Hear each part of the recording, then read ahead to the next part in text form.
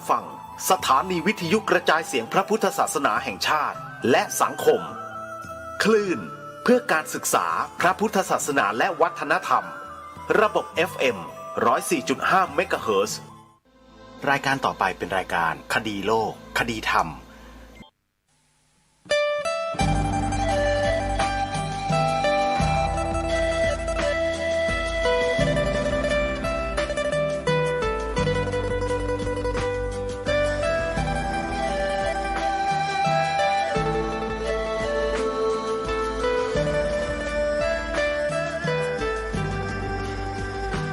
กล้าคิด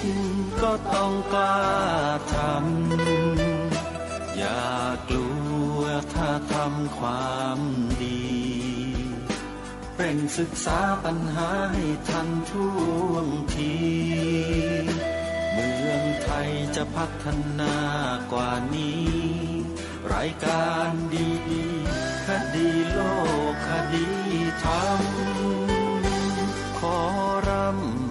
ำพันบรรยายความคิดเครื่องหมายแห่งสีทั้งสามงามถนัดขาวคือบริสุทธิ์สี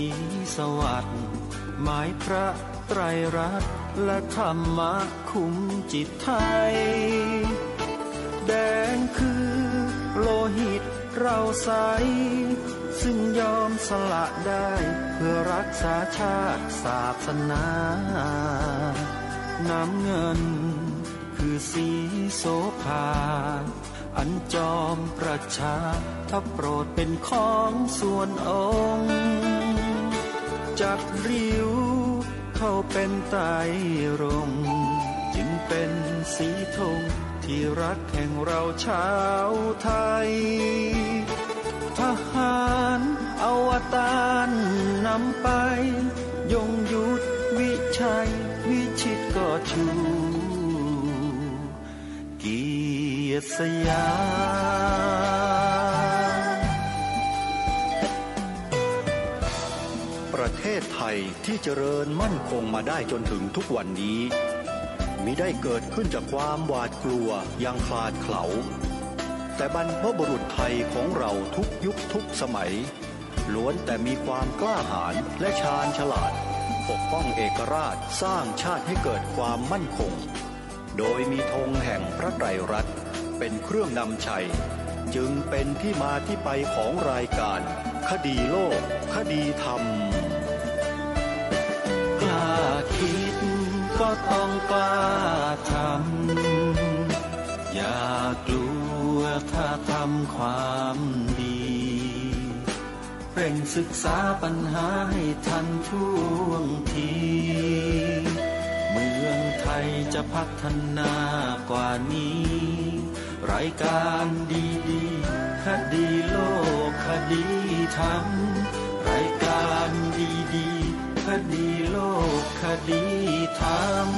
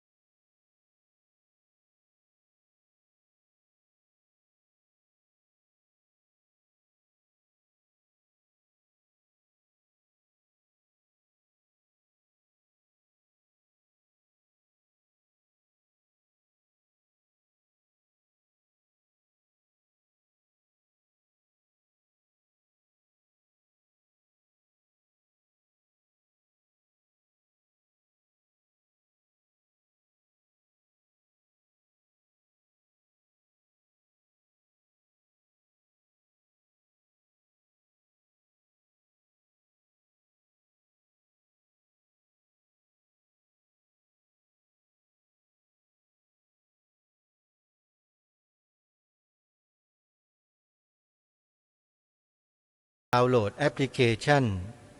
เพื่อติดตามรับฟังรายการต่างๆของสถานีวิทยุเหล่านี้ได้ตลอด24 ชั่วโมงแอปพลิเคชันชื่อว่าวิทยุพุทธศาสนาทั่วไทยโทรศัพท์มือถือที่สามารถใช้ดาวน์โหลดแอปพลิเคชันนี้ได้ต้องเป็นโทรศัพท์ระบบ Android เท่านั้นใครที่มีโทรศัพท์ระบบ Android สามารถดาวน์โหลดแอปพลิเคชันนี้เพื่อติดตามรับฟังรายการธรรมะสาระดีๆจากสถานีวิทยุเหล่านี้ได้ในแอปพลิเคชันดังกล่าวนี้มีสถานีวิทยุพระพุทธศาสนารวมกันอยู่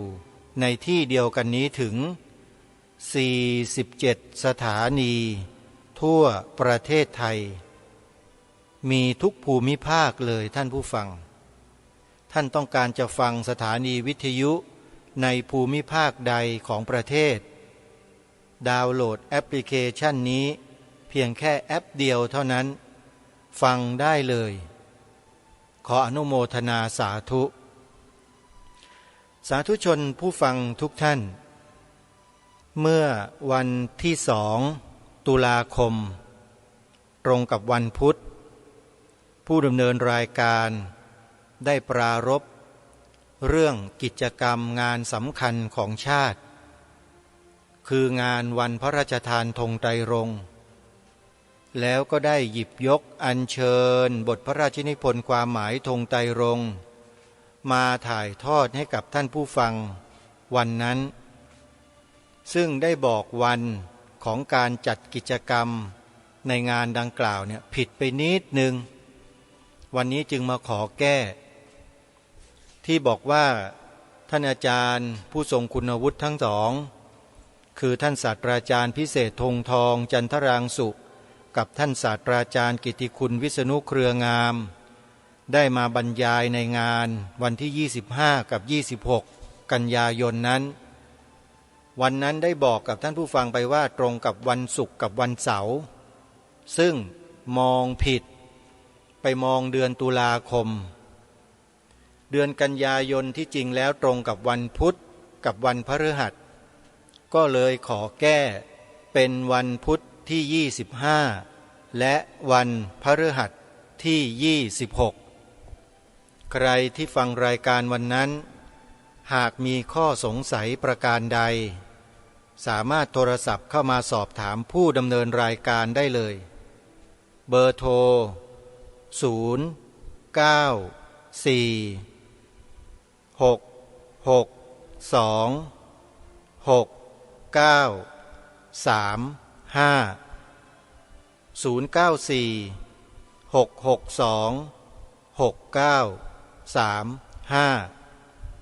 ยกเว้นแก๊งคอลเซ็นเตอร์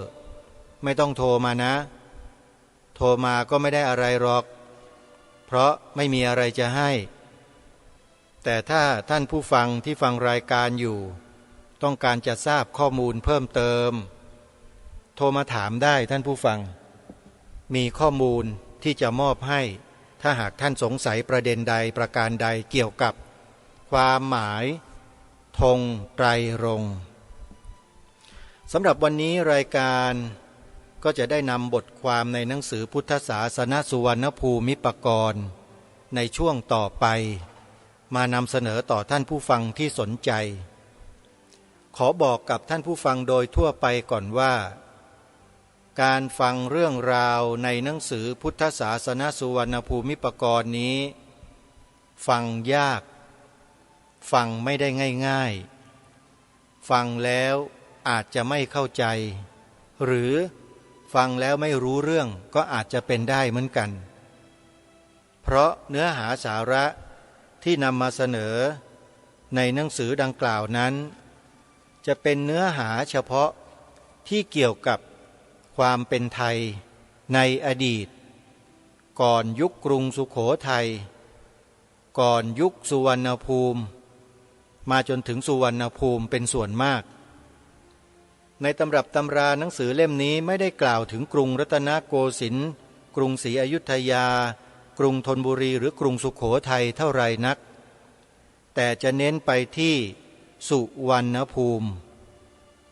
สุวรรณภูมิคือเมืองหนึ่งคือชื่อเมืองหนึ่งอยู่บนผืนแผ่นดินไทยของเราซึ่งปรากฏเป็นหลักฐานก็คือเมืองราชบุรีในปัจจุบันนี้เองท่านผู้ฟังนั่นแหละชื่อว่า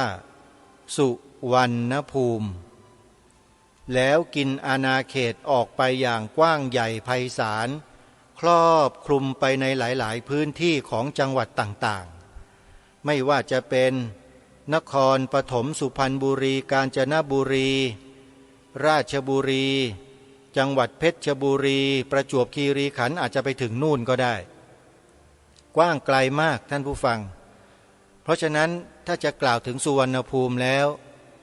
ต้องยึดจุดยุทธศาสตร์สำคัญในยุคนั้นที่มีปรากฏตามหลักฐานก็คือเมืองราชบุรีพี่น้องชาวจังหวัดราชบุรีควรภาคภูมิใจนะว่าท่านเป็นหน่อเนื้อเชื้อไขของคนในแถบนั้นมาแต่โบราณเป็นชาวสุวรรณภูมิโดยแท้รวมถึงนครปฐมสุพรรณบุรีอ่างทองอยุธยาสิงห์บุรีชัยนาทจังหวัดกาญจนบุรีเนี่ยกินไปหมดเลยโยมนะสุวรรณภูมินั้นไปถึงอุทัยธานีนู้นอาจจะออกไปถึงทางตอนเหนือข้างบนลงไปถึงข้างใต้ตอนใต้ด้านล่างก็ได้เดี๋ยวเราจะได้ทราบข้อมูลต่างๆเหล่านี้ในหนังสือเล่มนี้ต้องมีกล่าวไว้แน่นอนแต่สำหรับวันนี้นั้นที่จะนำมาเสนอในรายการเนี่ยในเบื้องต้นของการจัดทำหนังสือทำตำรับตำราอะไรก็แล้วแต่ที่เกี่ยวกับวัฒนธรรมประเพณีเกี่ยวกับศาสนาเนี่ยผู้แต่งหนังสือผู้เขียนหนังสือทุกยุคทุกสมัยจะต้องมีปณามคถาคำว่าปณามคถาคือการแสดงความเคารพต่อสิ่งที่ตนนับถือเคารพต่อสิ่งที่เกี่ยวข้องที่จะนำมาเขียนนำมาแต่งในตำรับตำราซึ่งในที่นี้ก็หมายถึงพระรัตนตรัยแก้ว3ประการคือพระพุทธพระธรรมพระสงฆ์แล้วก็มีพ่อแม่ครูบาอาจารย์อุปชาและผู้ที่มีพระคุณซึ่งต้องยกต้องนำมากล่าวเพื่อสรรเสริญเพื่อบูชาคุณของท่านเดี๋ยวเราลองมาติดตามรับฟังกันดูว่าท่านเจ้าคุณพระราชกวีอ่ำธรรมทัตโต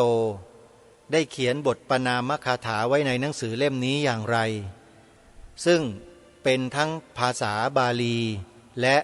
แปลเป็นภาษาไทยให้เราฟังด้วยเดี๋ยวสักครู่หนึ่งจะได้หยิบยกนำมาอ่านให้ทุกท่านได้ฟังทั้งบาลีแล้วก็ภาษาไทย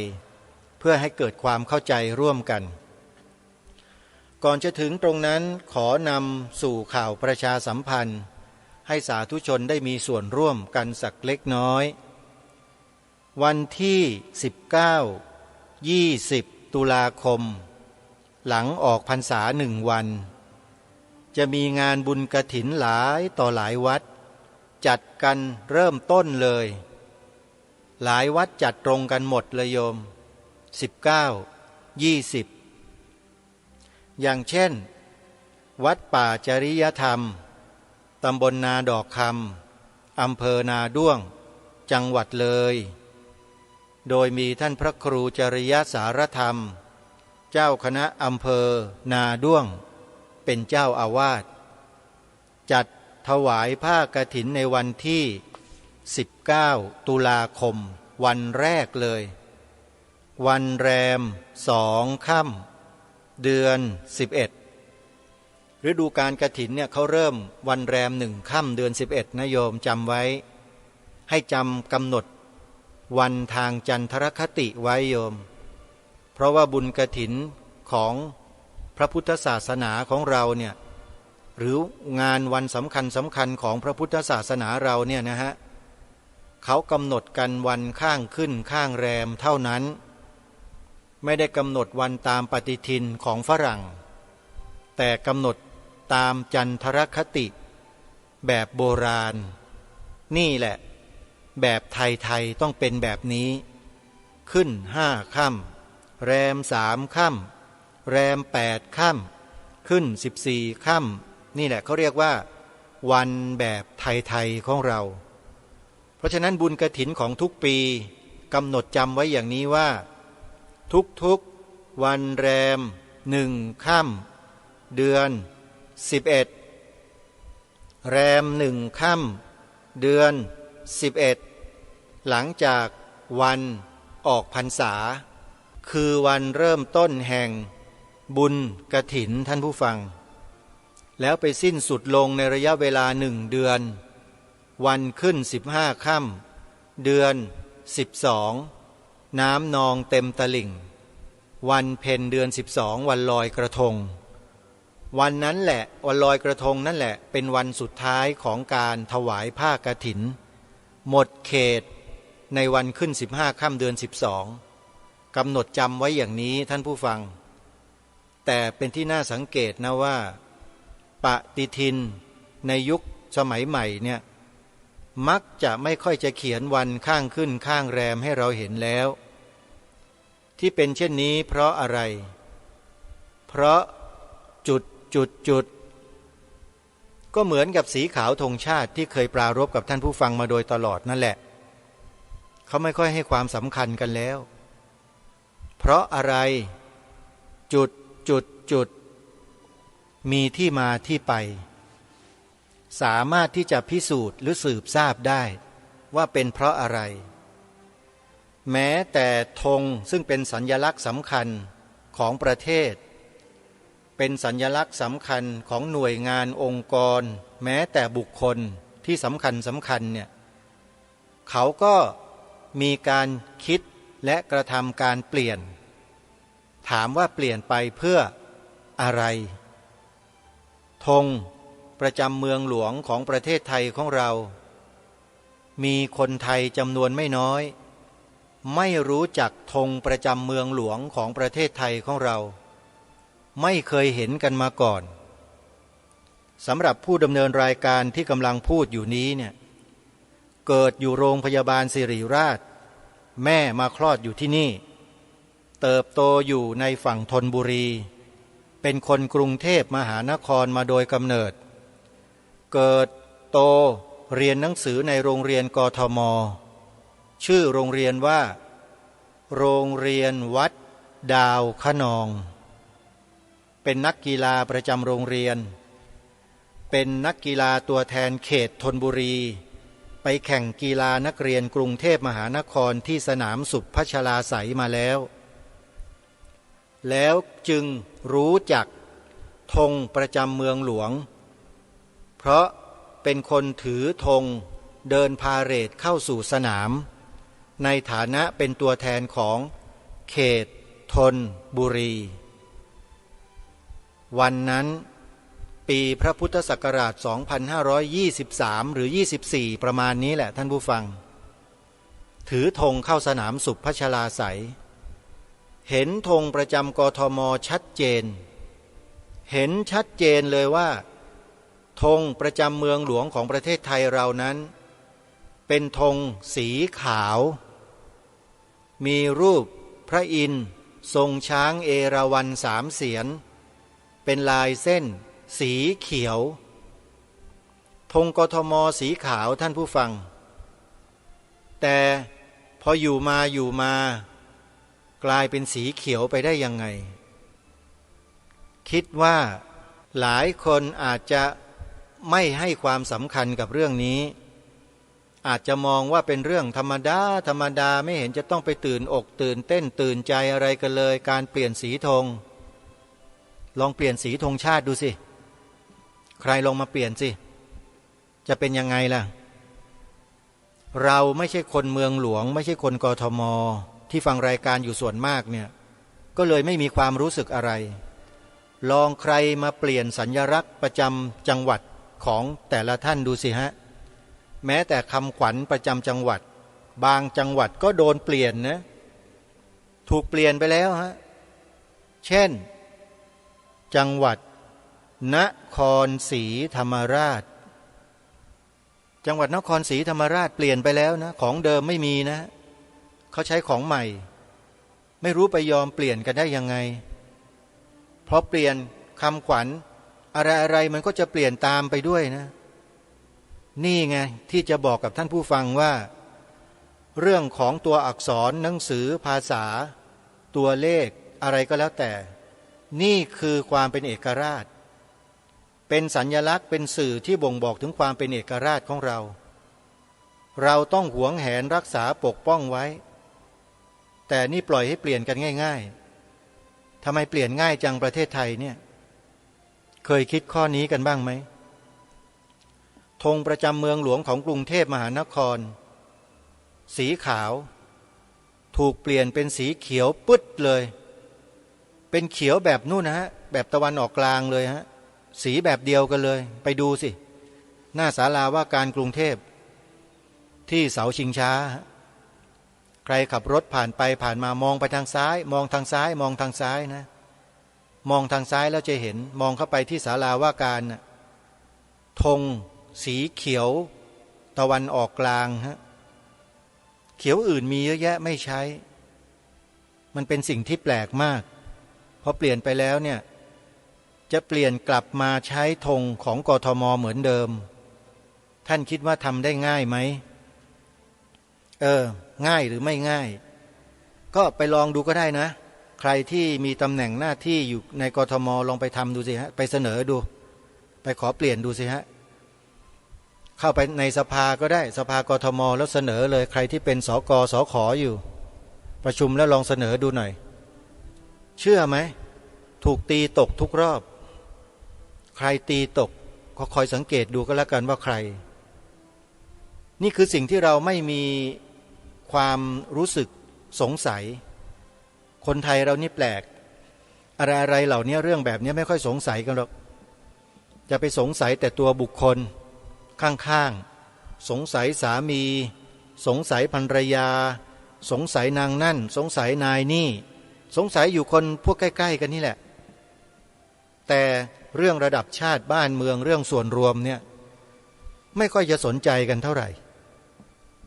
มันก็แปลกดีเหมือนกันว่าเลือดเนื้อเชื้อไขของความเป็นบรรพบุรุษไทยเนี่ยมันจางลงไปถึงขนาดมันหมดกันไปแล้วเชียวหรือพวกเราเนี่ยอย่าหาว่าอาตมาปลุกระดมญาติโยมนะไม่ได้ปลุกระดมแต่เป็นการปลุกจิตสำนึกจิตสำนึกเนี่ยสำคัญถ้าหากว่าประเทศไทยเราเป็นขี้ข้าเป็นทาสของประเทศอื่นจะไม่ว่าเลยแต่นี่ประเทศไทยนี่เป็นเอกราชแท้ๆเลยนะเนี่ยเป็นเอกราชนะฮะเป็นตัวของตัวเองแท้ๆนะแต่พอพูดถึงเรื่องชาติบ้านเมืองคนไทยบางคนบางกลุ่มบางพวกกลับร้องยี้แล้วก็มาตำหนิผู้ดำเนินรายการมาโดยตลอดมันคืออะไรล่ะลองมองย้อนกลับไปดูคนพวกนั้นดูสิท่านพวกนั้นคือใครทำไมเขามีจิตข้างในใจเขาเป็นอย่างไรทำไมถึงมาพยายามที่จะแสดงออกในทางที่รังเกียจไม่พอใจไม่ชอบในสิ่งที่ผู้ดำเนินรายการนำเสนอลองพิจารณาคนพวกนั้นดูบ้างนะอย่าเล็งมาแต่ที่ผู้ดำเนินรายการเท่านั้นจงฟังและพิจารณาเนื้อหาให้ดีที่นำมาพูดว่าคืออะไรแล้วเอาใจใส่สิ่งนั้นกันให้เยอะๆอย่ามาใส่ใจกับผู้ดำเนินรายการให้มากมันไม่มีความหมายอะไรหรอกผู้ดำเนินรายการเนี่ยอีกไม่กี่สิบปีเดี๋ยวก็เน่าเข้าโลงเผาทิ้งแล้วแต่ไอ้จิตและวิญญาณที่มันอยู่ตรงเนี้ยให้ความสนใจกันหน่อยอย่าสนใจแต่เปลือกนอกอย่าฟังแต่เสียงแล้วก็ตัดสินใจอยู่เท่านั้นไม่ใช่ฟังเนื้อหาสิสิ่งที่นำมาพูดเนี่ยว่าคืออะไรอันนี้แหละสำคัญท่านผู้ฟังอย่าหาว่าอบรมและพร่ำสอนเลยนะไม่ได้สอนอาตมาไม่มีสิทธิ์ไปสอนใครหรอกโยมได้แต่บอก ได้แต่เตือนกันว่าอย่าประมาทนะให้ระมัดระวังอย่างเมื่อวันที่2 ตุลาคมที่กล่าวมาเมื่อตอนต้นรายการเนี่ยที่ได้มาสรุปเรื่องสีขาวในธงชาติไทยเอาไว้เนี่ยก็จะไม่ปรารภอะไรมากเพียงแค่มาย้ำบอกกับท่านผู้ฟังเพื่อแก้ข้อผิดพลาดวันนั้นว่าได้บอกวันผิดวันที่นักวิชาการผู้ทรงคุณวุฒิทั้งสองได้บรรยายในงานสำคัญวันนั้นน่ะจริงๆแล้วเป็นวันพุธกับวันพฤหัสแต่เมื่อวันที่2ได้จัดรายการและประกาศออกไปว่าเป็นวันศุกร์กับวันเสาร์จำเดือนผิดไปเปิดปฏิทินเดือนตุลาคมไว้ก็เลยไปอ่านเดือนตุลาคมก็ขออภัยท่านผู้ฟังไว้ณที่นี้ด้วยที่ถูกต้องคือวันพุธที่25และวันพฤหัสที่26กันยายนเป็นวันที่ผู้ทรงคุณวุฒิทั้งสองท่านได้บรรยายเรื่องธงไตรรงค์หรือธงชาติแล้วไม่ได้อัญเชิญบทพระราชนิพนธ์ความหมายธงไตรรงค์มากล่าวในที่นั้นเลยไม่เป็นการเทิดทูนพระองค์อย่างแท้จริงแล้วแถมยังไปบิดเบือนความหมายสีขาวในธงชาติที่พระองค์พระราชทานเอาไว้อีกด้วยพูดไปคนละทางกับท่านเลยอันนี้แหละเป็นสิ่งที่นำมาเสนอในวันนั้นใครต้องการทราบไปฟังย้อนหลังได้นะฮะวันที่2 ตุลาคมที่พูดเรื่องนี้ไว้2 ตุลาคมพระพุทธศักราช2567ต้องบอกวันเดือนปีให้ครบไม่งั้นเดี๋ยวหลงกัน2 ตุลาคมนะรายการวันที่2 ตุลาคมไปเปิดย้อนฟังใน YouTube ช่องวัดฝายหินดูได้เลยท่านผู้ฟังวัดฝายหินถ่ายทอดสดทาง YouTube เวลา 11 นาฬิกาของทุกวันนะไปติดตามรับฟังดูได้วันนั้นปรารภไว้ชัดเจนนะตรงประเด็นเลยแหละลองไปฟังอีกครั้งหนึ่งนะฮะ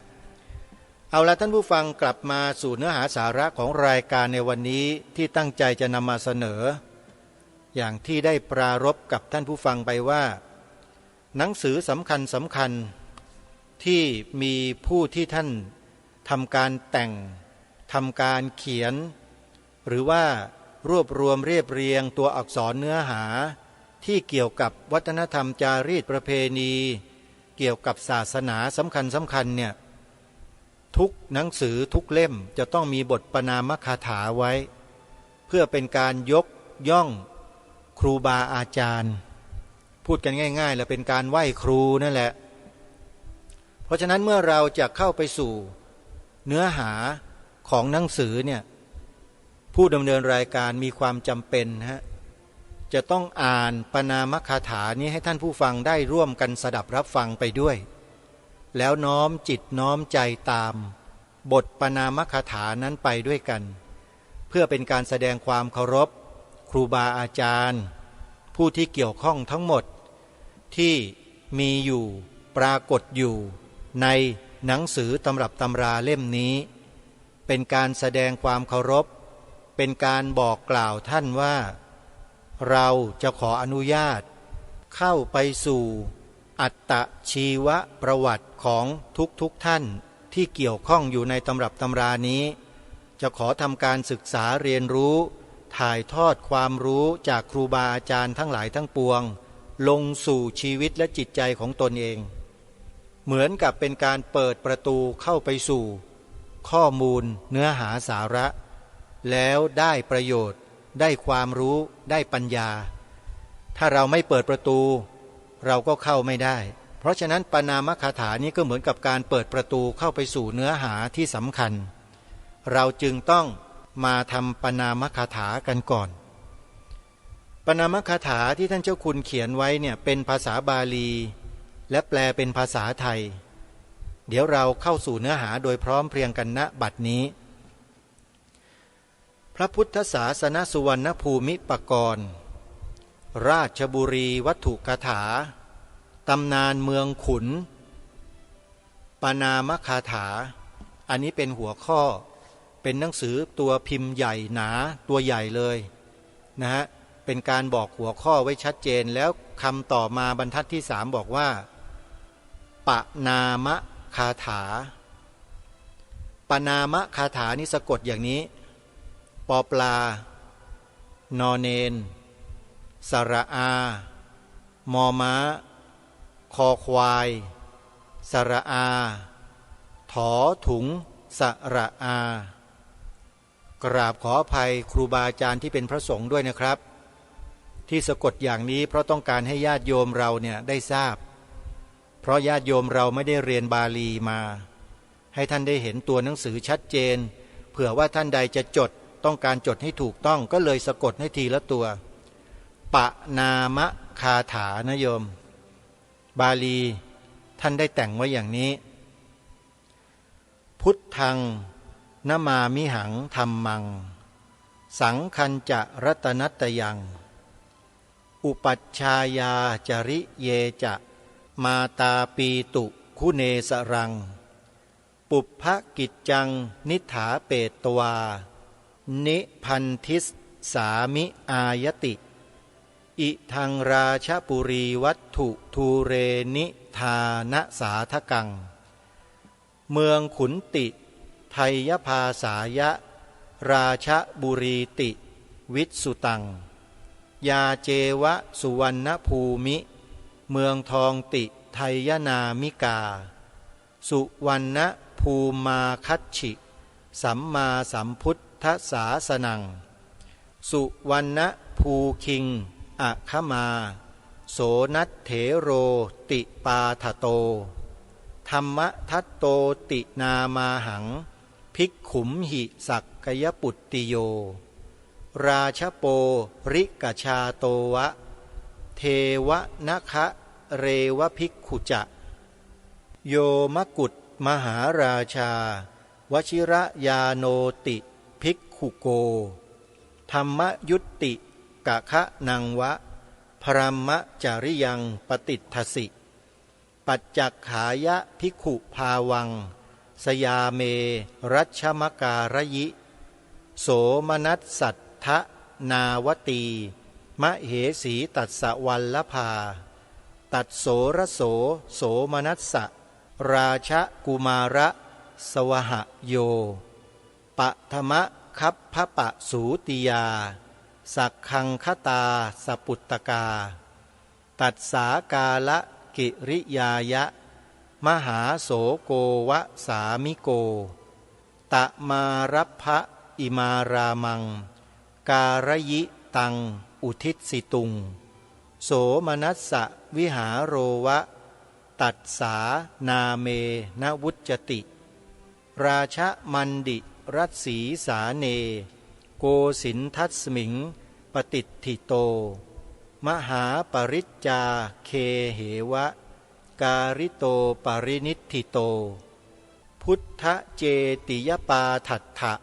กถาคาราธิปุณณโกวิจิตโตรมเนโยวะสีตะฉาโยสุขาสโยอิมัสมิงโขวสันโตหังสีมายังอุปสัมปทิงปริยัตติงอุคเหตวาปฏิปัตติงปะเนกทาปฏิเวทัปปชานันโตสุสีโลธรรมตายะจะธรรมวังสเวทีหุตตวาอโถราชกวีนระสีหพะจนะปิลันทะณคันทะธุรปันดิตะยะติคณิสระปวระสังคารามะคามวาสิวะตัสสะโขเจวตัสสาจะคุณกิจจังสทาสรังยังวะปสุตังปุญญังตังทะทามิเจตสาอิโตปรังกเทศสาคิวัตถุงปรัมปราพตังไทยชาติปุเพปันนาอาคตังพุทธศาสนังนี่คือภาษาบาลีเป็นบทปนามคาถาที่ท่านเจ้าคุณท่านได้แต่งขึ้นเป็นการเฉพาะในหนังสือเล่มนี้ทีนี้เรามาดูคำแปลกัน คำแปลนั้นท่านแปลไว้อย่างนี้ว่าขอนอบน้อมพระพุทธเจ้าพระธรรมพระสงฆ์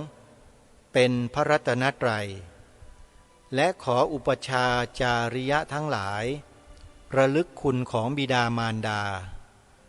ให้บุพกิจสำเร็จแล้วจักนิพนธ์ต่อไปซึ่งอันนี้เรื่องราชบุรีอันสาธกด้วยนิทานในการก่อนโดยคำไทยว่าเมืองขุนปรากฏแล้วว่าราชบุรีก็อันใดสุวรรณภูมิแท้เทียวมีชื่อไทยว่าเมืองทองพระสัมมาสัมพุทธศาสนามาแล้วสู่สุวรรณภูมิ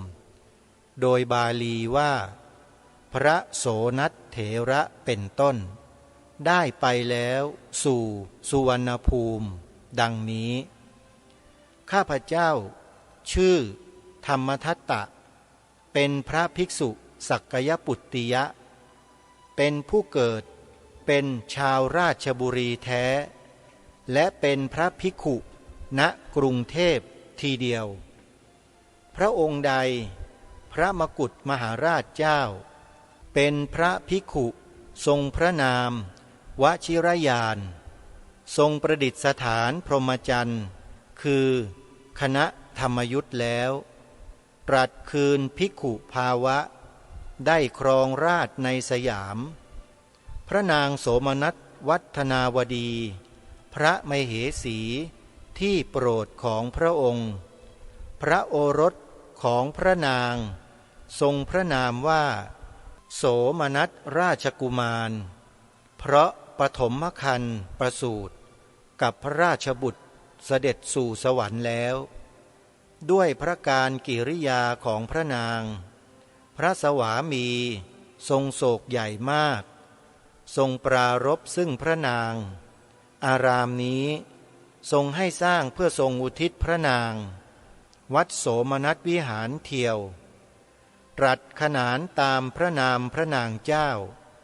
ประดิษฐานณกรุงโกสินทร์ทางทิศอีสานของพระราชมณฑีโดยมหาบริจาคหลายครั้งนั่นเทียวทรงให้สร้างสำเร็จเรียบร้อยแล้วมีพระพุทธพระเจดีย์พระบาลีอัตถกถาอาคารเป็นอาทิเต็มแล้วเป็นอารามอันวิจิตรน่ารื่นรมแท้จริงมีเงาร่มเย็น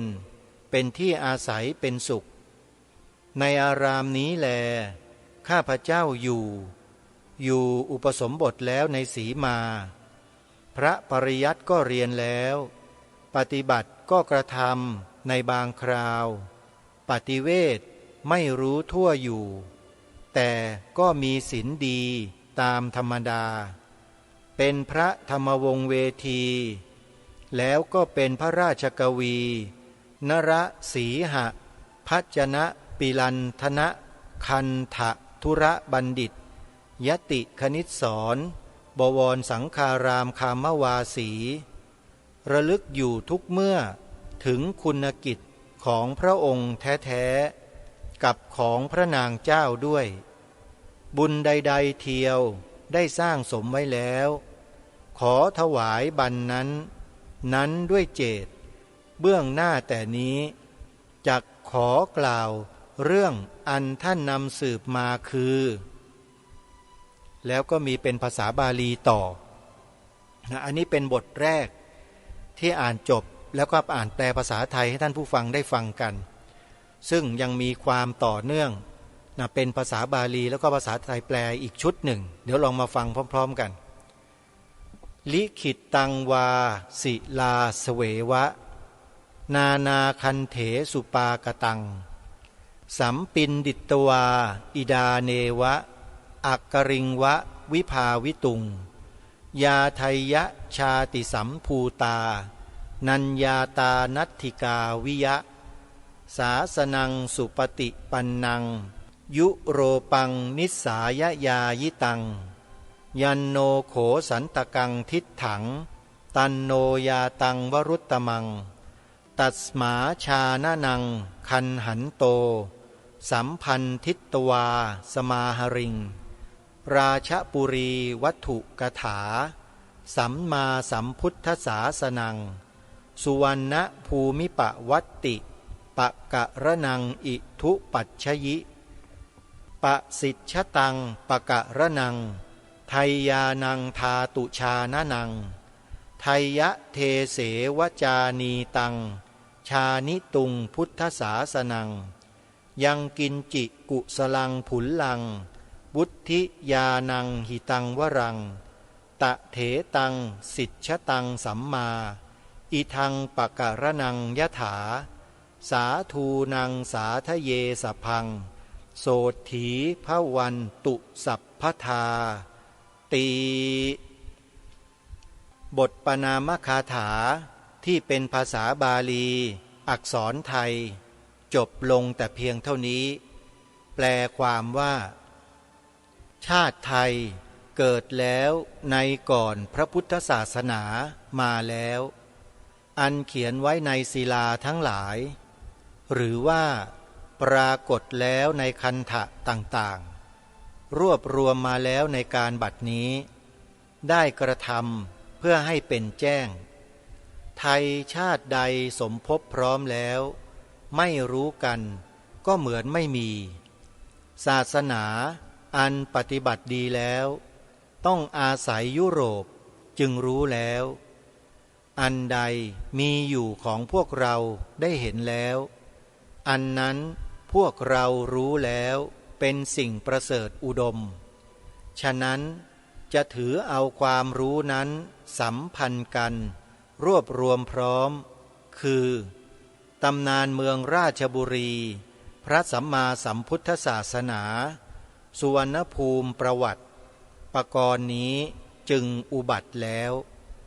ขอปกรณ์นี้จงสำเร็จเพื่อให้ความรู้แก่ทวยไทยและเพื่อรู้พระพุทธศาสนาที่ท่านนำมาในประเทศไทยกุศลอันใดอันหนึ่งผลิแล้ววุฒิญาณหิตประโยชน์พรอันนั้นจงสำเร็จโดยชอบเหมือนปกรณ์นี้มีแล้วพึงให้ทั้งหมดนั้นสำเร็จแก่สาธุชนสวัสดีจงมีตลอดกาลเทินจบปนามคาถาท่านผู้ฟังก็ถือว่าใครที่ได้ฟังปนามคาถาไปพร้อมๆกับผู้ดำเนินรายการที่อ่านให้ฟังตรงนี้เท่ากับว่าพวกเราเนี่ยได้แสดงความเคารพต่อผู้มีพระคุณในการที่ทำให้เรานั้นได้รู้ได้เห็นได้สัมผัสบรรยากาศในสมัยโบราณในสมัยอดีตของบรรพชนของเราอีกแง่มุมหนึ่งซึ่งไม่มีปรากฏอยู่ในสาระบบของสังคมแต่เป็นประวัติศาสตร์นอกตำราที่มีจารึกอยู่เป็นหลักฐานในวัตถุโบราณเก่าแก่ก็คือแผ่นกระเบื้องจานเมืองคูบัวราชบุรีนั่นเองโดยท่านเจ้าคุณพระราชกวีอ่ำธรรมทัตโตผู้รจนาปนามคาถานี่แหละท่านเป็นผู้ถอดความทั้งหมดออกมาไว้ในหนังสือเล่มนี้ที่เรากำลังฟังกำลังอ่านกันอยู่นี่แหละท่านผู้ฟังเราไม่ต้องไปลำบากยากเข็นเหมือนกับท่านเพราะเราไม่มีความรู้อะไรอย่างนั้นเราเป็นผู้ที่ได้รับผลอันดีเลิศจากความภาคเพียรพยายามของท่านเพราะฉะนั้นในวันนี้จึงขอถือโอกาสให้พวกเราทุกท่านทุกคนที่ต้องการจะท่องกลับไปสู่สมัยอดีตเมื่อ 6,000 8,000 ปีที่ผ่านมาผ่านตำรับตำราหนังสือเล่มนี้เนี่ยจงน้อมจิตน้อมบุญกุศลนั้นอุทิศให้กับท่านเจ้าคุณพระราชกวีอ่ำธรรมทัตโตรูปนี้โดยพร้อมเพรียงกันท่านผู้ฟังน้อมรำลึกน้อมจิตระลึกถึงบุญคุณของท่านแล้วอุทิศบุญกุศลที่เรามีที่เราทำไว้นี่แหละถวายให้กับท่านไปเลยเพื่อเป็นการตอบแทนคุณ ที่ท่านได้ทำสิ่งเหล่านี้ไว้ให้แก่พวกเราลูกหลานคนไทยได้อ่านได้ศึกษาเรียนรู้ของบรรพบุรุษไทยของเรานี่คือปณามคาถาที่เราได้ฟังกันทุกท่านทุกคนแล้วทีนี้เราจะเข้าสู่เนื้อหาแต่เหลือบดูเวลาแล้วไม่พอท่านผู้ฟังเวลาเหลือแค่นิดหน่อยก็จะสรุปในช่วงท้ายนิดหนึ่งในหน้าต่อไปเนี่ยก็เป็นบทกลอนของอาจารย์สาวดีเหมือนเดิมในบทกลอนนี้ท่านได้เขียนเอาไว้สั้นๆไม่ยาวนะเดี๋ยวจะขออ่านแล้วกันนะขออ่านบทกลอนนี้ก่อนแล้วก็เป็นการจบปณามคาถาท่านใช้หัวข้อว่าไทยอิสระบัดดลอิสระความตอนแรกเป็นโครงสี่สุภาพท่านเขียนไว้อย่างนี้ท่านแต่งไว้ว่าชาติไทยสายร่างเพรียมพรหมไทยศาสตร์พุทธธรรมไทยไขขับขึ้นกษัตริย์ไทยร่วมไทยใจจรัสรสพระธรรมรือไทยชัดเจนสระดึ้นเด่นพร้อมไทยพันโครงสี่สุภาพจบแต่เพียงเท่านี้ต่อจากนั้นก็เป็นบทประพันธ์อีกชุดหนึ่งน่าจะเป็นกาบนะโยนะเป็นกาบลองมาฟังกันดูไทยพันชาติประสาทศพไทยพบไทยได้ทั่วล่าศาสตร์พุทธสุดธรรมดาข้าสุจริตมิตรไมตรีไทยชัดเจนเห็นไทยได้ไทยเป็นไทยได้ศักดิ์ศรีพร้อมชาติศาสตร์สุนทรีกระสัตสีที่ยอดรวมแล้วก็มาดูกลอน8ชาติไทยนี้มีชื่อคืออิสระศาสตร์สัจจะธรรมนำสมสวมกษัตริย์ไทยได้นำเดินเจริญรวมไทยจึงร่วมชัดเจนเป็นไทยมาไทยชื่อไทยไทยเป็นนิจอิสระทรงภาวะชาติคนไทยได้ก้าวหน้าได้อยู่เย็นเป็นไทยสดใสมารวมทั้งล่าหมู่ชนปรนปรือไทยเป็นไทยนี้ดีแล้วแก้วไทยชัดยอดสมบัติไทยเห็นเป็นอยู่ได้ร่วมเป็นไทยไว้กับตัวทุกทั่วไทยคงอยู่ได้กับโลกโชคไทยดีแต่ต้นมาตราตรูรู้บัดดลไทยมีต้นเป็นไทยใสศักดิ์ศรีจงเป็นไทยในโลกโชคไทยมีอยู่เช่นนี้ตลอดโลกโลกยั่งยืนอาจารย์สาวดีเป็นผู้แต่งไว้ในหนังสือเล่มนี้ก็ถือว่าเป็นการสรุปรายการในช่วงท้ายวันนี้ท่านผู้ฟังเวลาของรายการหมดลงแล้วพบกับรายการได้ใหม่ในวันต่อไปขอความสุขความสวัสดีในธรรมแห่งองค์สมเด็จพระบรมศาสดาสัมมาสัมพุทธเจ้าจงปรากฏเกิดมีขึ้นในจิตใจของท่านผู้ฟังทุกท่านทุกคนเทินขอเจริญพรกล้าคิดก็ต้องกล้าทำอย่ากลัวถ้าทำความดีเร่งศึกษาปัญหาให้ทันท่วงทีเมืองไทยจะพัฒนากว่านี้รายการดีๆคดีโลกคดีธรรมขอรำพันบรรยายความคิดเครื่องหมายแห่งสีทั้งสามงามถนัดขาวคือบริสุทธิ์สีสวัสดิ์หมายพระไตรรัตน์และธรรมะคุ้มจิตไทยแดงคือโลหิตเราใสซึ่งยอมสละได้เพื่อรักษาชาติศาสนา น้ำเงินคือสีโสภาอันจอมประชาถ้าโปรดเป็นของส่วนองค์จัดริ้วเข้าเป็นไตรรงค์จึงเป็นสีธงที่รักแห่งเราชาวไทยทหารอวตารนำไปยงยุทธวิชัยวิชิตก็ชูเกียรติสยาม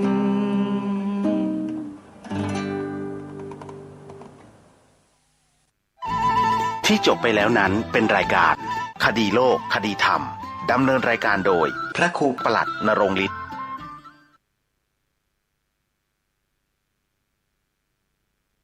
กฐินทานคือสังฆทานบุญทานยิ่งใหญ่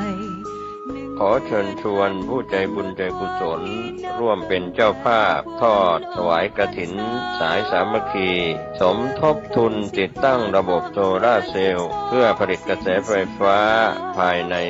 วัดร้องอ้อทอดถวายณวัดร้องอ้อตำบลสันปิเสื้ออำเภอเมืองจังหวัดเชียงใหม่ตรงกับวันอาทิตย์ที่3พฤศจิกายนพุทธศักราช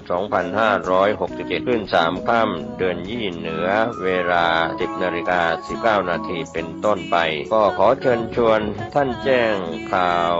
ร่วมบุญได้ที่พ่อนายเอียนไวนกเอี้ยงผู้อำนวยการน้อยสุปัญญาใหญ่วงศ์คุณพ่อสุจริตบุญทริกและคุณแม่นายเขาเดียพ่อหลวงสว่างธาตุอินจันทร์ประธานเครือข่ายกองทุนแม่ของแผ่นดินจังหวัดเชียงใหม่และภาคเหนือตอนบนก็เป็นงานบุญงานกุศลร่วมเป็นเจ้าภาพทอดถวายกฐินสายสามัคคีของพระสงฆ์ที่จำพรรษาท่วนไตรมาสของวัดร้องอ้อตำบลสันปิเสื้ออำเภอเมืองเชียงใหม่จังหวัดเชียงใหม่อาทิตย์ที่3พฤศจิกายน2567ได้บุญได้กุศลโดยทั่วหน้ากันขอเชิญสาธุชนสร้างบุญกุศลยิ่งใหญ่ร่วมทอดกฐินด้วยใจสร้างหลักชัยชีวิตไว้พึ่ง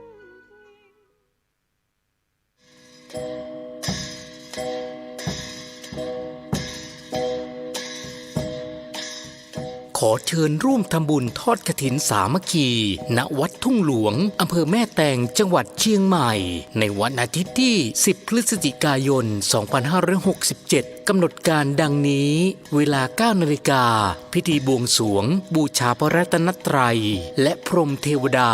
เวลา 10 นาฬิกา 9 นาทีพิธีห่มพระธาตุทิศเหนือเวลา 10 นาฬิกา 30 นาทีพิธีทอดกฐินสามัคคี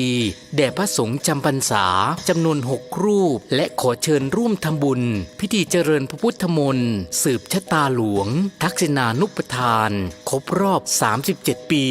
การมรณภาพพระครูวรเวทวิสิทธิ์หรือครูบาธรรมชัยธรรมชโยครบรอบ110ปีชาตการในวันอาทิตย์ที่29ธันวาคม2567กำหนดการดังนี้ 9:30 นาทีพิธีบวงสรวงบอกกล่าวสิ่งศักดิ์สิทธิ์ขออนุญาตอัญเชิญสรีระหลวงปู่เปลี่ยนผ้าครองใหม่เวลา 10:30 นาทีพระสงฆ์สวดมาติกาเวลา 11 นาฬิกาถวายเครื่องไทยทานภัตตาหารเพลโรงทานอาหารกลางวัน 12:30 นาที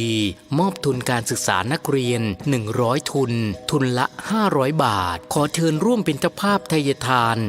1,500 บาทเจ้าภาพโรงทานอาหารติดต่อที่พระสมศักดิ์ปัญญาวโรรองเจ้าอาวาสวัดทุ่งหลวงโทร 0819196632 หรือสามารถร่วมบุญตามศรัทธาได้ที่บัญชีธนาคารกรุงเทพเลขที่บัญชี 458-016-9367 ชื่อบัญชีพระอธิการอินคำทิตตปุญโญขออนุโมทนาส่วนกุศลในครั้งนี้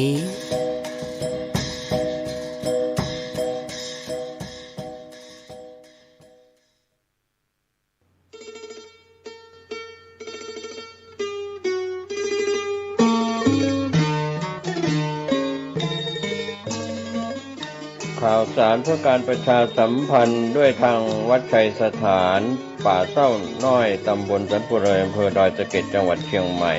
มีพระครูประภัชชัยคุณดำรงตำแหน่งเจ้าอาวาสวัดชัยสถานป่าเศร้าน้อยเจ้าคณะตำบลสันปุเรยเขต 2พร้อมคณะศรัทธาและผู้ใจบุญร่วมบูรณะวิหารหลังใหญ่ของวัดในช่วงหลายเดือนที่ผ่านมาขณะนี้การบูรณะใกล้จะแล้วเสร็จก่อนเข้าพรรษาในช่วงเทศกาลเข้าพรรษาปีนี้จะใช้เป็นสถานที่บำเพ็ญกุศลตลอดฤดูกาลเข้าพรรษาและออกพรรษาก็มีการบูรณะเปลี่ยนหลังคากระเบื้องทั้งหมดแล้วก็บูรณะในส่วนต่างๆใกล้จะแล้วเสร็จหลายท่านที่ยังไม่มีโอกาสจะได้ร่วมบุญร่วมกุศลก็สามารถติดต่อสอบถามและร่วมทำบุญได้ที่พระครูประภัชชัยคุณเจ้าคณะตำบลสันปุเรยเขต 2เจ้าอาวาสวัดชัยสถานตำบลสันปุเรยอำเภอดอยสะเก็ดจังหวัดเชียงใหม่หมายเลขโทรศัพท์087-657-2458 หรือที่053-114-332ได้ทุกวันก็เป็นการบูรณะวิหารหลังใหญ่ของ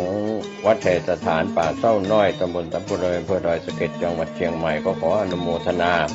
กับหลายคนหลายท่านได้ร่วมทำบุญไปแล้วและหลายท่านยังไม่ได้ร่วมบุญก็สามารถร่วมทำบุญในคราวครั้งนี้โดยทั่วหน้ากัน